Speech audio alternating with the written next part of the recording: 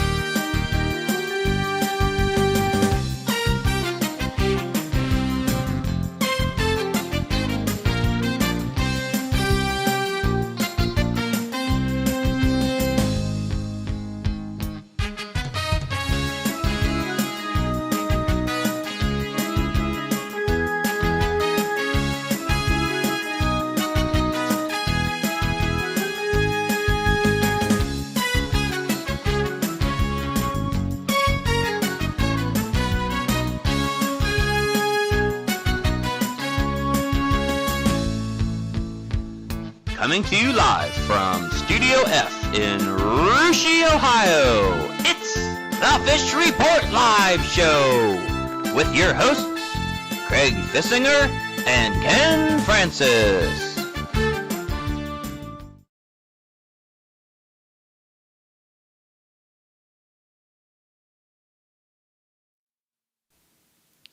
Welcome, everyone, to another episode of Fish Report Live. It is Wednesday night, October 10th, 2012. That's Ken Francis. I'm Craig Fissinger. We have TK and Heavy D back in the sound room. And Ken, we took last week off, but we're back this week. And we're excited to be back this week because it's high school tournament time, isn't it? It's high school tournament time. It's the postseason for volleyball and cross country, Craig. And we got some great interviews lined up tonight. Football polls are starting to really take shape, too, with the different regions and the computer polls. So just an exciting time of the year to be a high school sports fan. Yeah, we got some real big interviews coming up. One, we're going to be going up to Liberty Center, Ohio in just a minute here. And we also went to Minster last night, did a big interview there last night. We'll see that in just a second. But I noticed you have a new hat here this week. And you want to explain to the viewers again what that's all about and what you got this week. Well, anyone interested in sending us a new hat, we'll send the hat that you send us to replace this one. We started off with a Russia Raider hat, and somebody sent us a couple West Liberty hats, so we had them in here for a week. And this week, Craig, we got ourselves another new hat, the Frisco Rough Riders. Yeah, Frisco.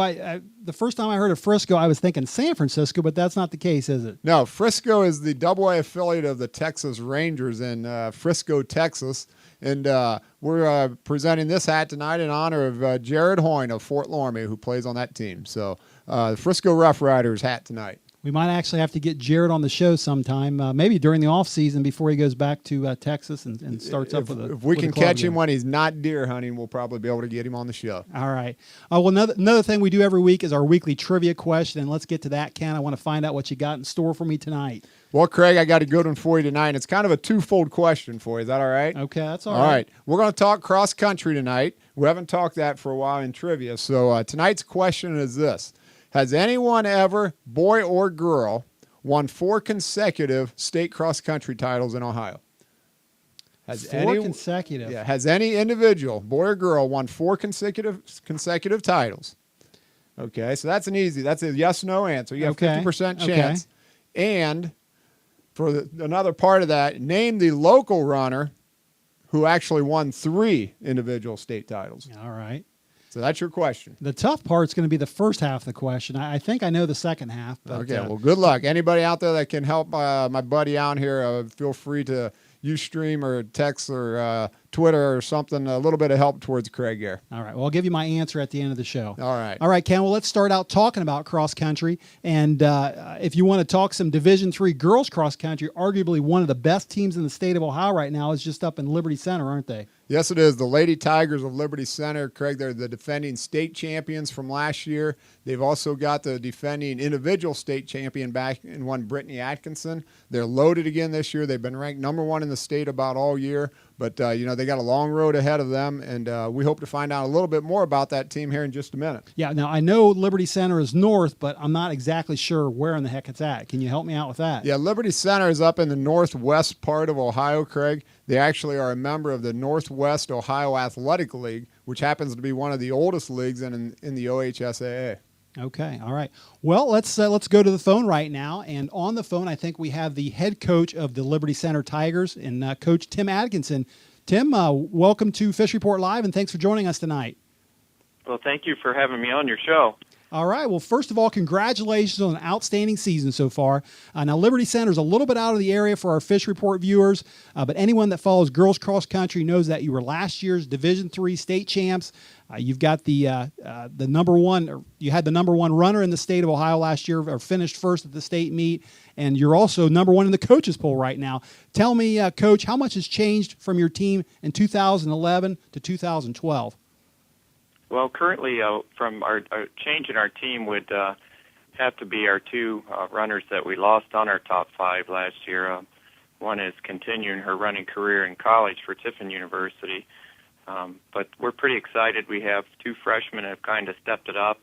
One is a first-year runner and running very well for us right now. Has been anywhere from our third runner to our fifth runner. Coach, hi, this is Ken Francis. And after the success you had last year, I imagine you set some pretty lofty goals for your ladies. Do you care to share some of these goals with us? Well, one of our goals is really to bring running to our community. Our community is not what you would say a running community, and we have a lot of community members that are starting to come out and see the sport for the first time. We're very excited by the fact that we're going to be hosting the district meet this year. And we'll get some of those people that have never been introduced to our sport to get to see what a great sport cross country is. But we definitely have team goals. One of our goals is to get back to the state meet and perform at a high level there. We always emphasize to the kids, we can't control how other teams run, but we can control how we run. So I know several of my returning runners definitely want to come back and do a great job like they did last year. We've had some key injuries. I know Brittany's been working very hard to come back from the injuries that she sustained in track, and she's been doing a nice job. So we're just excited about the sport. Coach, do you pay any attention to the other teams in Ohio? And if so, which ones concern you the most right now?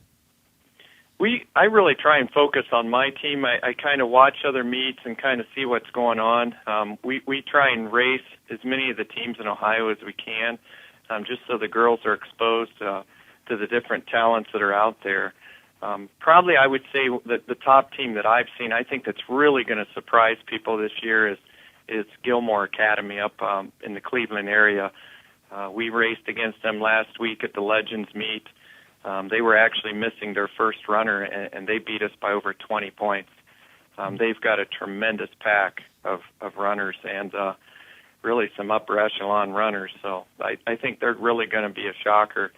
I've noticed we've gone to different big meets in the area, like the Tiffin Carnival and so forth, and they did not run there. So I don't think people are really aware of them, but I think they will be aware of them as we get farther into the postseason. So if I was concerned with the team, I'd definitely be concerned with them. Division III right now for girls is just awesome this year. There's so many good teams out there. Russia is a fabulous team, West Liberty Salem, and of course Jesse Magato and Minster, they always do a very impressive job every year. So I think it's going to be one of the most exciting state meets in quite a long time. I agree with a lot with you there, Coach, that it's going to be an extremely close state meet, and I think one of 6 or 7 teams could probably come away with that state championship this year. So absolutely, I think it's going to make it fun, not only as a coach but as a spectator to see that. Mm-hmm. I agree. It's your district race that you have there. I know you have 3 district races. That's your course, and our district race down here with 2 of them probably represent just about all the top teams in Ohio except for probably Gilmore Academy. Absolutely. And, I'm really excited about our district up here. I think we have 3 of the top runners in Ohio that are going to be in our district. Sarah Caney is a wonderful runner to watch. She's so talented. Also, you have Delaney Phelps from Toledo Christian, who's just running fantastic. And, of course, Brittany is getting healthier each day and running stronger each day also. So it's really going to be exciting to see those 3. All right, Coach. Well, listen, hey, we've really enjoyed talking to you, and we want to thank you for your time. But the biggest star in the Liberty Center program is no doubt your daughter, Brittany, and who's last year's individual state champ. We're kind of hoping she's right there, and we can talk to her for just a few minutes. Is she available? Yes, she is. That'd be great. Well, it's nice talking to you. All right, thanks, Coach. Good luck to your Thank you. team. Hello? Hello, Brittany. Hi, this is Craig Fissinger and Ken Francis. Welcome to Fish Report Live. Oh, thank you so much for having me. All right. Well, now your dad has told us a little bit about your team, but we want to ask you about you. And we just mentioned that you were last year's individual state champ. And the first thing I want to ask you, Brittany, is do you feel any pressure at all to repeat that performance again this year? There's definitely a little pressure this year, and it's kind of tough at some points. You know, it really gets to you. But I've got great teammates that I can go and talk to if I ever need to, and a whole lot of people from the community that support me. And I like to embrace the pressure and use it to help me push myself and make myself better. Hi, Brittany. This is Ken. Let's go back to last year's state championship race. I was there personally, watched the race, and the pace the first mile was just unbelievable. And at one time, you know, it looked like, you know, one of about six girls could win that race. And then at some point in time, you took over. Could you briefly describe when you felt comfortable in that race as to that you were going to win that? I just really wanted to get out quick. I knew that there was going to be a lot of great runners there, and I was just hoping that I'd be able to stay with them. And I just kind of wanted to get out and see what I could do. And there never really was a point in the race where I knew I was going to win. I mean, Christine Cease from Coldwater trailed me the whole race, and she ran a great race. And I really didn't process that I won until a lot later after the race was done. Well, that was an extremely good race you ran there, and a lot to be proud of. Last year, your freshman season as track, we know you also run track. Compare the two sports a little bit, and which one do you enjoy more, track or cross country? I would definitely have to say that I prefer cross country over track because I feel like cross country is a lot more of a team sport, and I enjoy the longer distances more than the short, quicker distances. And I just think the atmosphere of cross country is a lot better in track. All right, Brittany, listen, last question. Now, hopefully your dad's not still standing there because we want you to give us the real scoop, what it's like to run for your dad. Now, obviously, I know he's been very successful with your program, but are there times you're like any teenage daughter and you're thinking he's nuts? Well, like any father and daughter relationship, you know, we're going to disagree and we're going to have our fights, but I know that he knows what's best for me and what's best for the team, and I know that I could go to him with anything and that he's always there whenever I need him. So I would say that I'm very happy to have him as my coach. All right. Well, that's great stuff. Well, hey, listen, we'll let you go. We want to thank you for joining us tonight. Please tell your dad thanks also. Best of luck this postseason, and we hope to see you at the state meet on November 3rd. All right. Thank you very much. Thanks, Brittany. All right, that was Liberty Center sophomore Ken, Brittany Atkinson, and her coach/dad. Ken, she's just starting her sophomore season, and she's already accomplished more than what most high school athletes accomplish their whole high school career. Yeah, you know, she just had a great race last year. She's a great runner, and, you know, a lot of talent there. And, you know, best of luck to her as the season continues. All right. Well, one more note while we're talking high school cross country, and Russia has their has a meet pretty close to home this weekend, don't they? Yeah, the Shelby County League meet will be held in Russia Park this Saturday beginning at 10 a.m. with the high school girls race. And look for some great competition, some good times. And, you know, it's a very fair course. I think the weather's supposed to be very nice. And, you know, I think it's going to be a lot of good running going on. All right, well, that's going to do it for our first half of the show. Let's take a little commercial break. When we come back, you'll want to see that big interview with Minster's Ethan Wolf. And as we go to break, just let me say this. If you never thought a Russia guy could play football, I want you to check out the quarterback in this little video clip, and it might change your mind.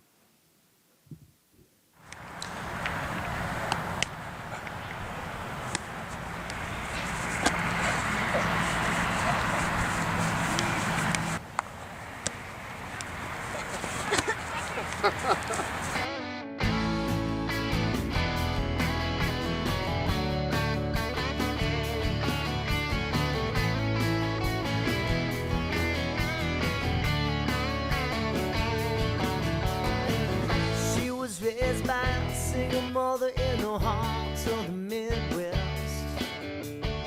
She grew up, didn't have to struggle, cause her mom worked hard for everything they had. She never knew her father, only knew that he was gone. She would wake to her mother crying and an empty Bible laying on the floor. Yeah.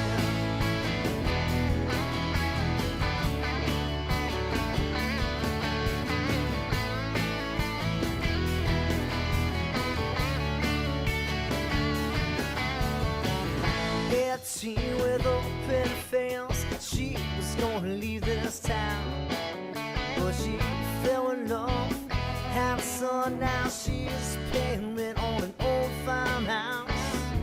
Got a job in a factory downtown, pushing out on wheels.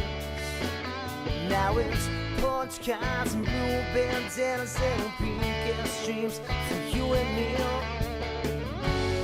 All the mornings they are diamonds in on this side of town.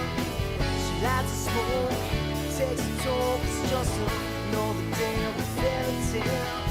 Oh, it's just black coffee.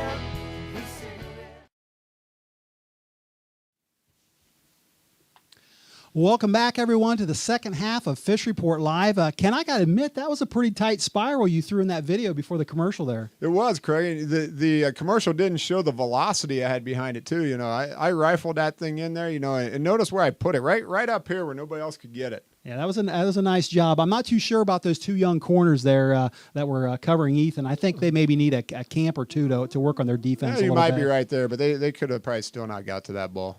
All right. Anyway, let's talk about some high school football, and we made a trip to Minster last night to visit one of the top junior football players in the state of Ohio, didn't we? Yes, we did. A lot of fun up there at Minster's Memorial Field, Craig. We visited with one Ethan Wolf, and just a great young man who's got a lot of talent, a bright future of him ahead of him. So, we really appreciate him taking time for the interview. Yeah, they have a pretty nice offense over there right now, and Ethan's a pretty big part of it, isn't he? Ethan's a big part of the offense, along with Devin Puppelman, Corey Schultz, and, it helps when you've got a quarterback by the name of Adam Niemeyer, who, highly recruited himself, actually just signed a letter of intent to play baseball in Ohio State, so congratulations to Adam. But a couple interesting things about Adam. He's thrown 81 completions this year, Craig, 9 touchdowns and no interceptions. Yeah, that's pretty impressive, pretty good stats, and he's got a good crew to throw to, including the big tight end, Ethan Wolf. Yeah. Well, last week, Minster played on the road at Parkway in less than ideal weather conditions, and they came away with an important win.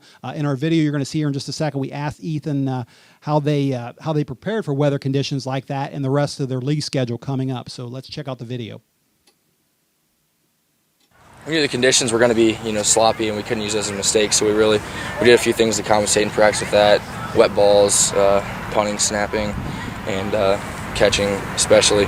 So I think we really overcame that adversity of the weather and came through with those wins.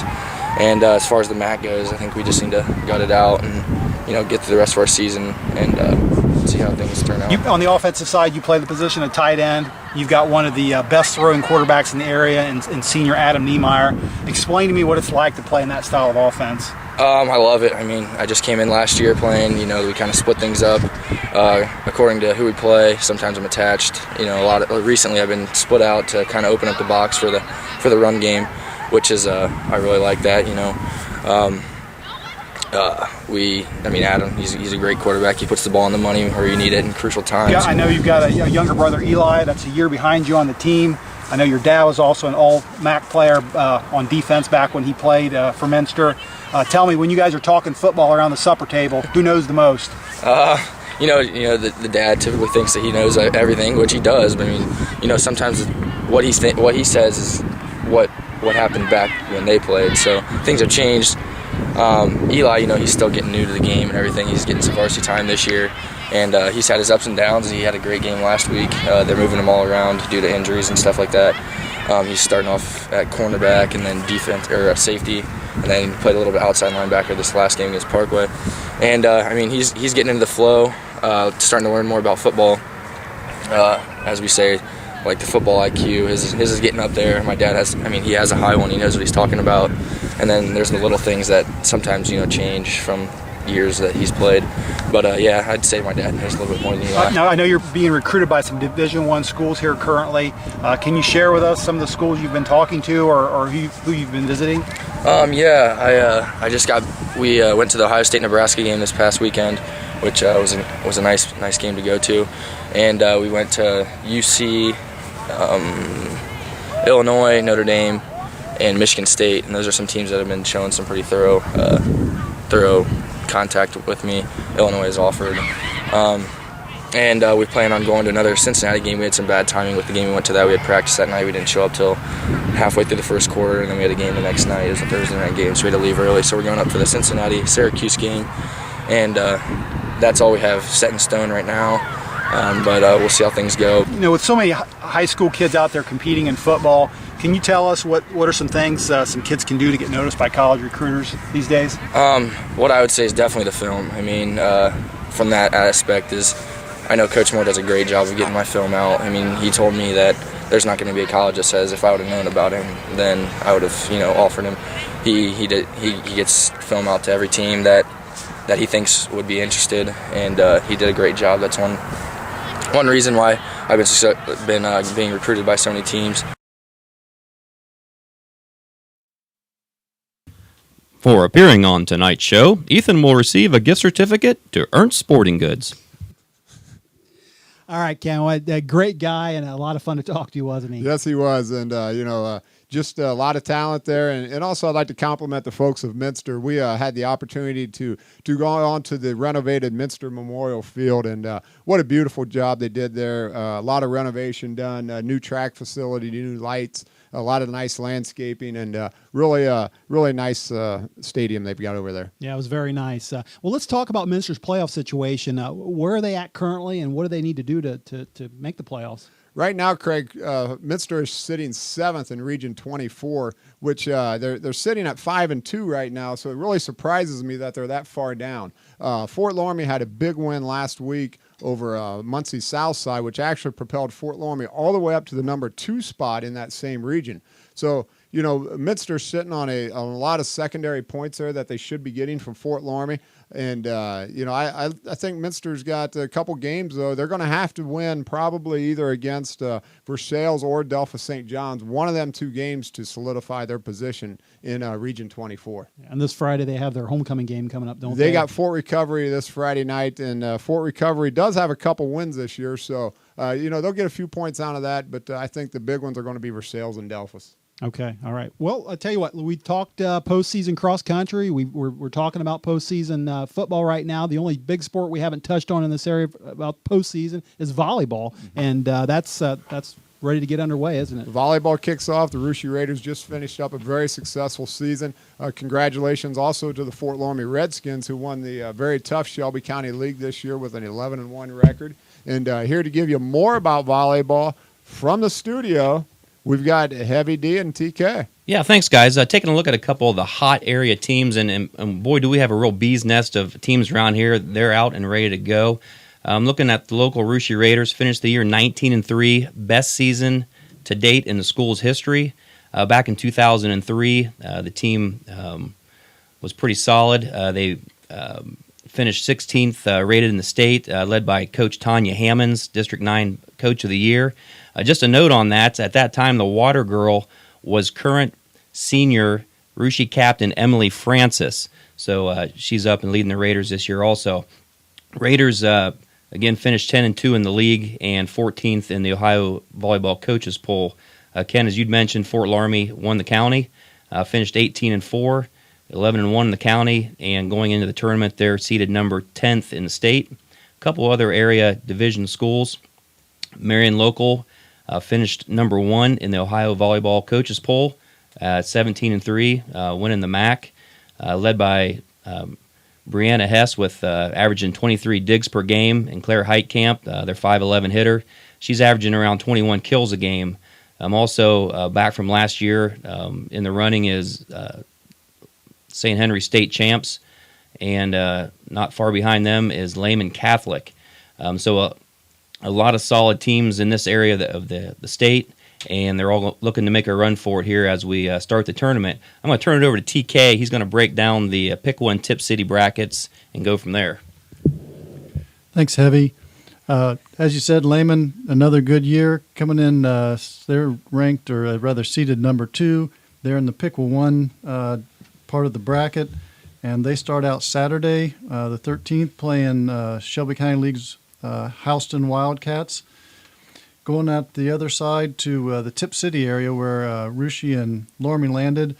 Lormy, again, you said, number 1 seed. They start out Tuesday playing Jefferson team. And then the Raiders, seeded number 4, start out on Monday the 15th at 6 o'clock playing the Cedarville Indians. And as with the high seeds, all 3 of those teams look like should go pretty deep. And it looks like if things go well, Lehman and Russia should end up running into each other. And then Fort Laramie goes the other direction with the other side of that bracket. All right, well, a lot of good volleyball coming up, guys, and thanks for that report. Ken, any comments from you on that? No, it's, Coach Wine's done a nice job with his team this year, and it's just going to be interesting to see who comes out. And I look for a regional of probably, 2 or 3 teams from Shelby County and probably 1 team out of the MAC. So right. 2 Shelby County teams, Lehman, and a team out of the MAC. So that's probably going to be your regional. Sounds like I said, a lot of good volleyball coming up. All right, well, that's almost going to do it for us tonight, Ken, but I've got one more thing. We got just a couple minutes here left, and I know we talk about high school sports on this show, but do you mind if I talk a little bit about college sports tonight? No, you go right ahead. All right, well, we have I got an email on the Fish Report website this week from a guy, probably our biggest foe. I don't know if you remember the guy that called us last year from Bloomington, Indiana. Yeah, IU Hoops expert. Yeah, IU Hoops expert, a.k.a. Dick, I guess. And he sent me an email. He's kind of bragging about Indiana Hoosiers hoops, and he was kind of dogging Ohio State hoops and Dayton hoops. I've got that guy's phone number back there in the sound booth. You mind if the guys give him a call? Let's see if we can get him on the line. And, it'll be fun to hear what he has to say, because in his email, he was all about the Hoosiers and Butler joining the Atlantic 10. Yeah. I want to see if he can go live with this and give us some information. Guys, why don't you see if you can get him on the line? We'll give you just a minute to get him on the line here. But, he's a little, I guess you could call him a little arrogant there, can't you? Yeah, he's IU Hoops expert. Are you there? Do we have you or not? All right, let's see if we got him on the line. You guys got him? Is this the IU Hoops expert we have on the phone right now? Hola, amigos. Yes, it is. How are you? Wow. Hi there. How are you doing?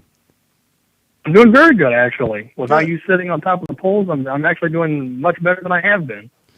Well, for those of our viewers out there, at least that have missed your email, why don't you kind of recap that email you sent to us last week, earlier this week it was. Yeah, essentially what it was recapping, and again, it's a lot of information I'm sure you guys have already caught up on. I know you guys follow IU pretty closely. Preseason polls came out about 2 weeks ago. About 2 weeks ago now, and IU is number 1 ranked in the preseason polls, which I mentioned that, and obviously I wanted to extend a hand of friendship to everybody in Ohio, all of your listeners, everybody that follows your website, to, kind of keep an eye on the Hoosiers this year. My big concern, and I mentioned that in the email, is where to hang the 6th national championship banner. Already 5 hanging in Assembly Hall. Yeah, so hopefully not to cut down on the view. Hopefully they figure out a good place to put that 6th banner. And then I also threw in there Butler, an Indiana school, is in the A10 for the first time this year. I would anticipate them to probably run that conference. And then I kind of mentioned, I don't know if you caught that part, that it wouldn't shock me if the selection committee then pulls the A10's automatic bid because they realize it's a lot of mid-majors in that whole conference, with Butler probably running the table. So you're set on IU hoops in general. The Hoosiers and the Bulldogs over there. You're not giving a whole lot of credit to us Buckeyes and Flyers over here, are you? No, Butler, here we had Butler in the national championship game 2 years in a row. I'm not sure when the last time an A10 school even made it out, made it to the Elite Eight. Maybe a few years ago they might have had, somebody squeak in there. I can't remember, to be honest with you.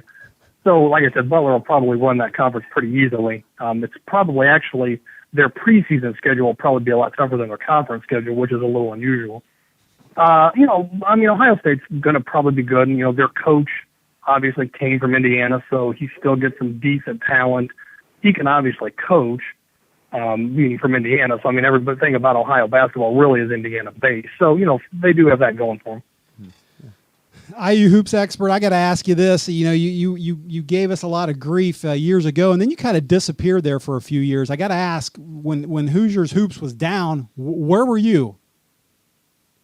Well, we weren't really down. We were reloading. And again, like I talked about, when Thad Matta went to Ohio State, he took a lot of Indiana recruits with him. You remember, you guys might have heard of Mike Conley, Greg Oden. A couple of guys that played for Ohio State were pretty good. I don't know if you remember those guys or not, obviously from Indiana.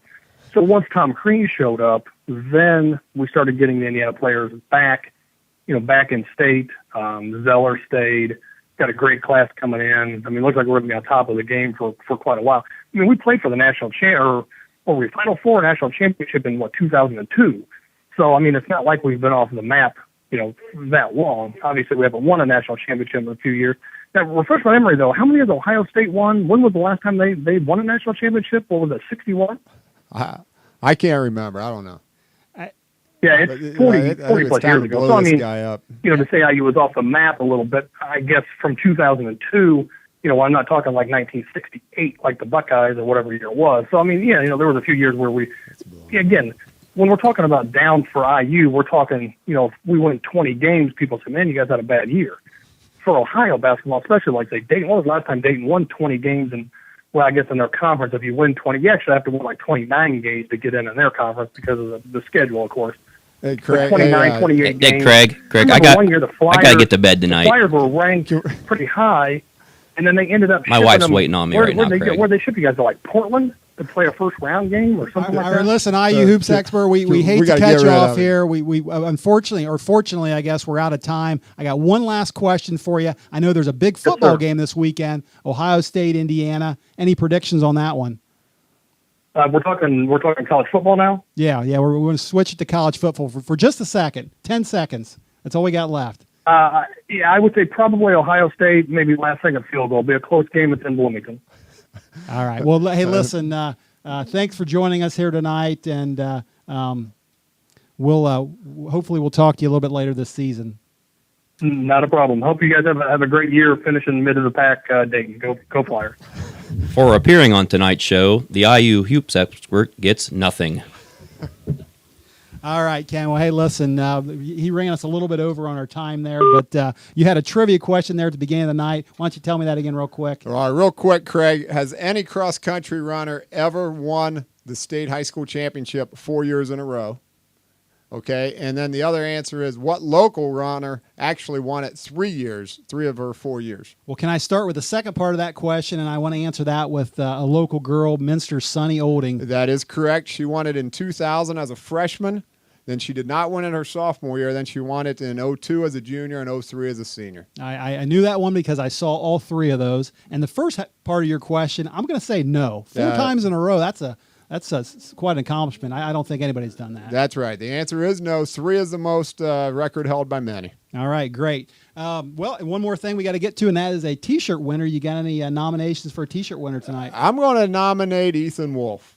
I mean, he took the time out of his busy schedule, and I think he would look good in a Fish Report T-shirt. You got one for a 6'6" guy? I got one. All right, good. All right, well, that's going to do it for us tonight, everyone. I want to say special thanks to our guest tonight. Thanks to all the viewers out there for tuning in, and for Ken and the crew. This is Craig Fissinger saying good night, everyone, and we'll see you next week.